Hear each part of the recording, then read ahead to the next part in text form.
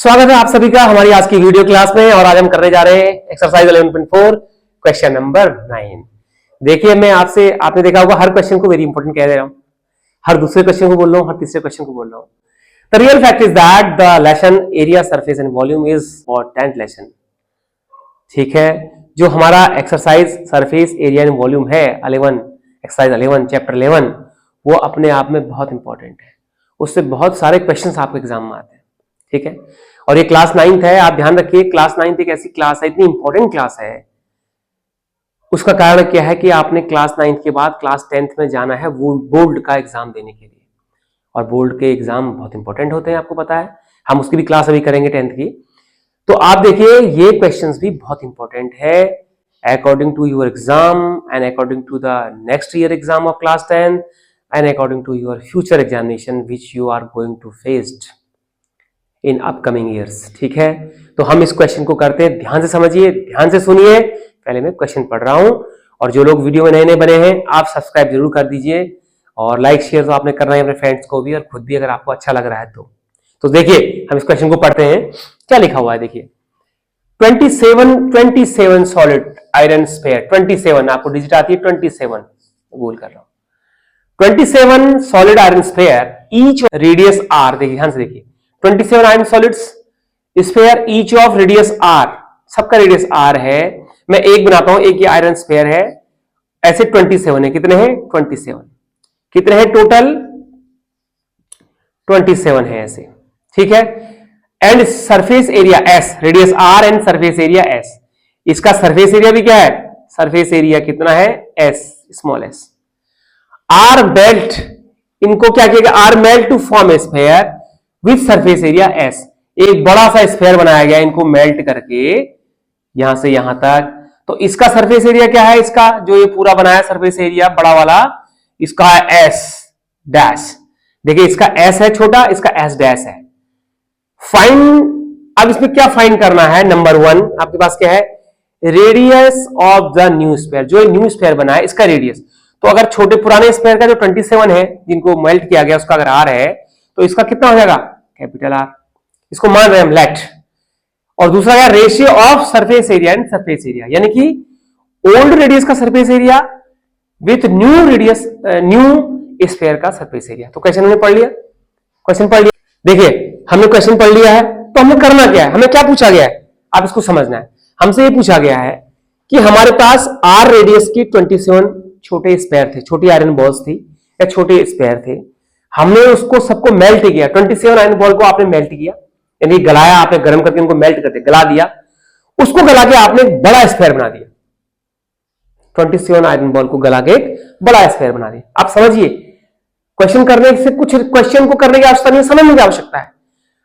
हर किसी iron ball का एक वॉल्यूम होगा, तो एक का जितना वॉल्यूम है 27 को हमने मेल्ट किया, तो 27 टाइम्स वॉल्यूम का आयरन हमारे पास प्राप्त हो गया। उस टोटल आयरन से हमने दूसरा iron ball single iron ball बनाया, यानी कि जो हमने बड़ा आयरन बॉल बनाया है, जो बड़ा आयरन स्फीयर हमने बनाया है, उसका जो वॉल्यूम है वो 27 आयरन स्फीयर के बराबर है। समझ गए ना?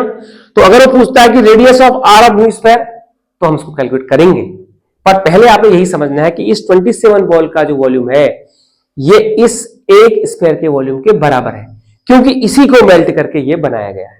ठीक है, तो मेरे पास दो पार्ट है क्वेश्चन के। देखिए पहला क्या है? Radius of the new sphere, इसको हम यहां निकालेंगे। दूसरा है ratio of S and S, उसको हम यहां निकालेंगे। आपने समझना है। ठीक है, तो यहां स्टार्ट करते हैं। आप इसमें क्या गिवन, आपको क्या एक चीज आपको सिर्फ दे रखी है यहां पर गिवन, क्या गिवन है?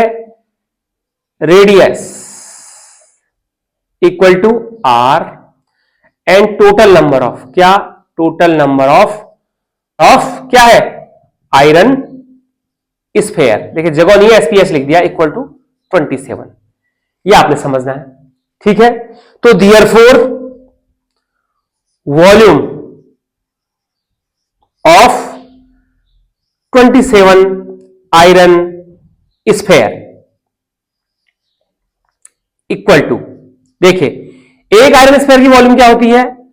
एक जो स्फीयर का गोला उसकी वॉल्यूम क्या होती है? फॉर्मूला रिकॉल करिए, उसका होता है 4/3 पाई आर क्यूब। तो हमने कितने का बोला 27 का, तो मल्टीप्लाई 27,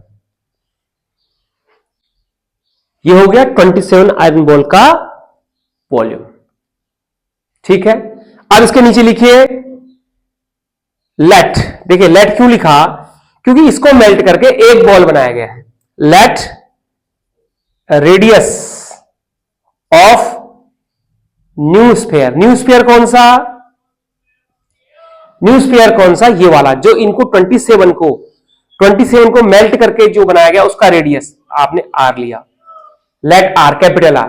तो देयरफॉर वॉल्यूम, इसका वॉल्यूम क्या होगा, किसका, इसका वॉल्यूम, इसको गला 27 को गला के, 27 का वॉल्यूम है, 27 को गला के जो हमने बॉल बनाया उसका वॉल्यूम ये आया, और लेट करा कि ये बनाया गया, तो इसका वॉल्यूम कितना है, रेडियस आर है, का वॉल्यूम क्या हुआ 4/3 पाई और पाई आर क्यूब। ये देखिए ये कौन सा है, जो बड़ा वाला बना। अब आपने समझना क्या है, ध्यान से देखिए, ये 27 वॉल्यूम के स्फीयर को मेल्ट करके एक स्फीयर बनाया गया, इसका वॉल्यूम इतना है। इट मीन टू से कि इसका volume, the volume of new sphere and the volume of 27 old sphere are equal, तो by ATQ, therefore by ATQ।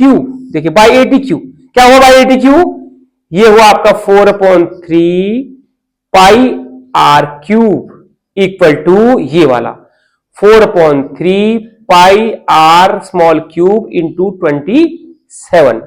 यही आपने समझना है, इनको मेल्ट करके ये बनाया गया एक सिंगल बॉल, एक सिंगल स्फीयर, तो ये वॉल्यूम आपस में दोनों क्या होंगे, बराबर होंगे, इक्वल होंगे।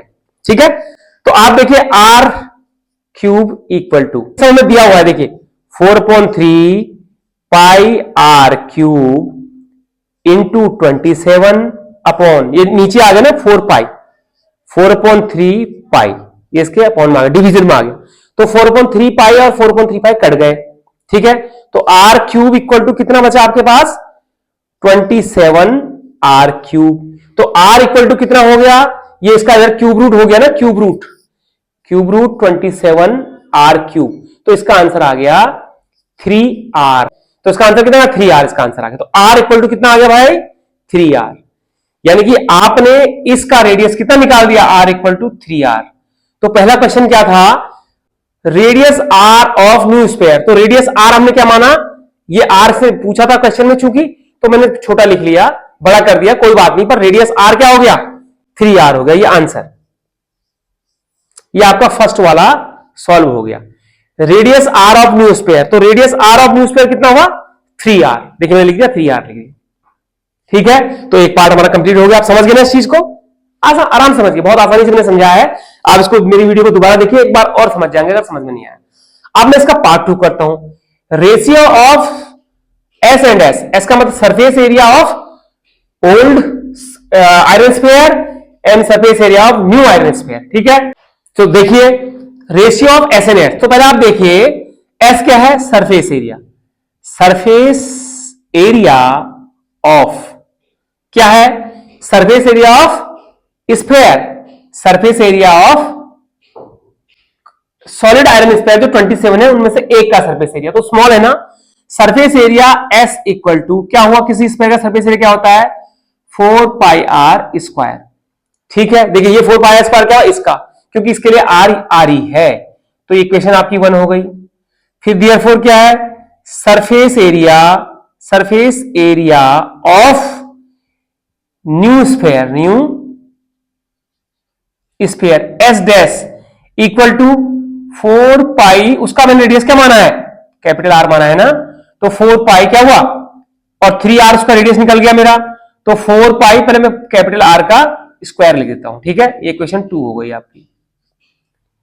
तो आपने क्या बताना है, इसका रेशियो किसका, sphere ratio of S and S, यानी कि S क्या है ओल्ड आयरन स्फीयर और S डैश क्या है न्यू आयरन स्फीयर, जो न्यू आयरन स्फीयर बना उसकी बात हो रही है, तो इनका रेशियो निकालना है। तो देयरफॉर रेशियो इक्वल टू, देखिए रेशियो किसका है, एरिया ऑफ, अभ्यास देखिए एरिया ऑफ आयरन स्फीयर, ठीक है, upon area of new iron sphere. ठीक है, ये होगा रेशियो इक्वल टू, ये क्या हुआ, S अपॉन S डैश। तो S upon S dash equal to, S कितनी है इक्वेशन 1 से, 4 pi r square upon S dash कितनी है, 4 पाई आर स्क्वायर है ना। तो इसकी R कितनी आई है, कितनी निकाली आपने, 3R। तो 3R का स्क्वायर। देखिए कंफ्यूजन नहीं करना कहीं पर, इस R की जगह हमने क्या रख लिया है, 3R। तो 4 पाई से 4 पाई कट गया, तो इक्वल टू क्या बचा आपका, R स्क्वायर अपॉन ये 3R का स्क्वायर है तो क्या हुआ, 9R स्क्वायर। R स्क्वायर फटा, फिर कट गया, 1 जा, तो कितना हो गया, S upon S dash equal to 1 upon 9। तो ये इसका फ्रैक्शन है, तो रेशियो क्या हुआ, 1:9 आंसर। यानी कि क्या मतलब हुआ इसका, कि जो हमारी एक सॉलिड आयरन स्फीयर थी पुरानी वाली, उसका एरिया और जो हमने 27 को मेल्ट करके एक स्फीयर बनाया, उसका एरिया उसके 9 टाइम्स है, 1:9। तो ये आपका क्वेश्चन नंबर 9 का पार्ट नंबर 2 भी सॉल्व हो गया। 1 हमने पहले किया, इधर 2 ये हो गया, इसका आंसर आ गया। तो दोनों आंसर आपके निकल के आ गए। ठीक है, कोई दिक्कत है, सब लोग समझ गए और बड़े आराम से समझ गए, मैंने इसको बहुत आराम से सबको समझाया। तो आप वीडियो में बने रहे, इसके लिए बहुत बहुत धन्यवाद। आप खूब पढ़ाई करिए, मन लगाकर पढ़ाई करिए, मेरी वीडियो को देखते रहिए, आपका कॉन्सेप्ट एकदम क्लियर हो जाएंगे। आपका बहुत बहुत धन्यवाद आप वीडियो में रहने के लिए। अपने दोस्तों को भी बताइए और सब्सक्राइब करना मत भूलिएगा। आज के लिए इतना ही, मिलते हैं नेक्स्ट वीडियो में, तब तक के लिए बहुत बहुत धन्यवाद।